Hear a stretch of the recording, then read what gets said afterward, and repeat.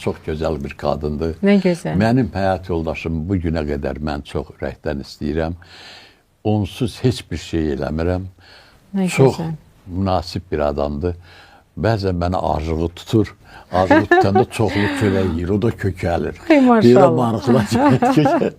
Çox gözəl bir insandır, insan kimi. Mən özüm bilirəm öz yoldaşım. Mən özü pis olsa duramazım. Gədəbəylidir mi o da?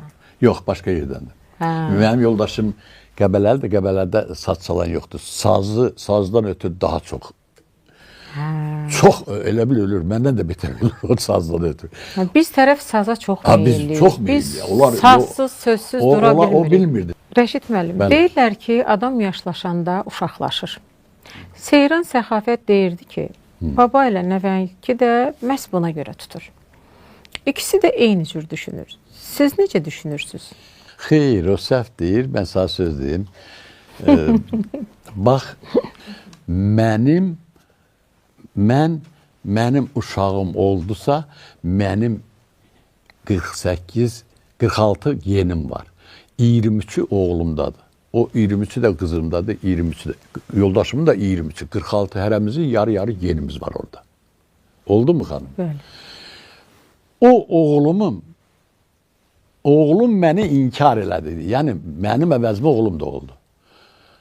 Məni inkar edəni nəvəsidir. Nəvəmdir. Nəvəm də mənim oğlumu inkar elədi. Nə maraqlı. Bu fəlsəfədir. Onlar başa düşməzlər çoxu.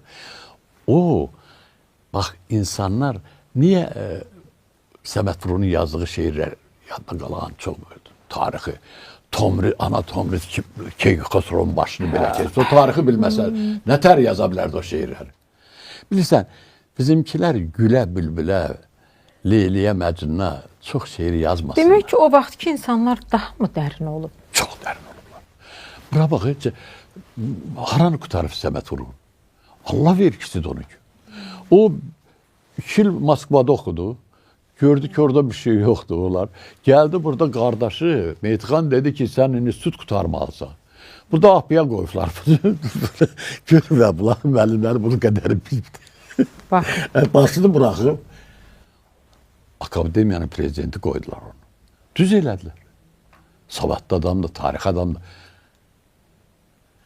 Mən elə belə adam deyiləm. Elə baxma ki, mənim nəslim var, əslim var, mənim genim var.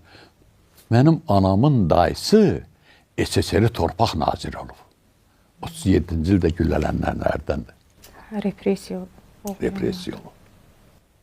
Anan tərəfim çox qüvvəlidir mənim. Ata tərəfim də qüvvəlidir. Ata tərəfim qaçaq olub. Gendən danışdınız. Mənim Çingiz müəllimin bir müsahibəsi yadıma düşdü. Deyir ki, oğlanlar ən çox anadan götürür. Ana necədirsə, oğul da elə olur. Bunun bir elmi sübutu varmı? Yəni, oğul anadan mı ən çox genetik olaraq götürür? Onlar deyirlər, yox, elə deyil. Bax, bunu siz daha düzgün bilərsiniz, ona görə sual verirəm. Darwin deyir ki, insan meymundan əmələ gəlir. Meymunun 48 xromosomu var. Onda xromosom kəşf olunmamış daha o deyəndə. İnsanın 46 xromosomu var.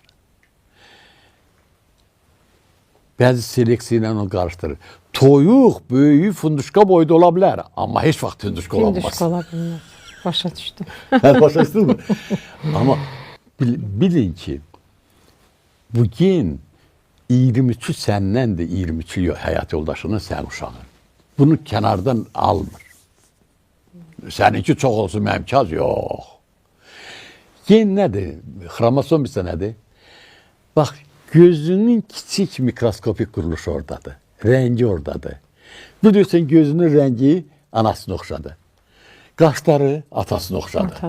Alnı, nə bilim, 23 əlamət, 46 əlamət var insanın. Yerişi, duruşu, hamısı bir-bir. Deyirsən, şağ elə yerir, elə bilirsən ki, məsələn, atasıdır, ya anasıdır. Bəli, tamam doğru. O hansı üstünsə, atanın genindəki hansı üstünsə ondan görə 25-dən artığını, 23-dən artığını götürənməzsə,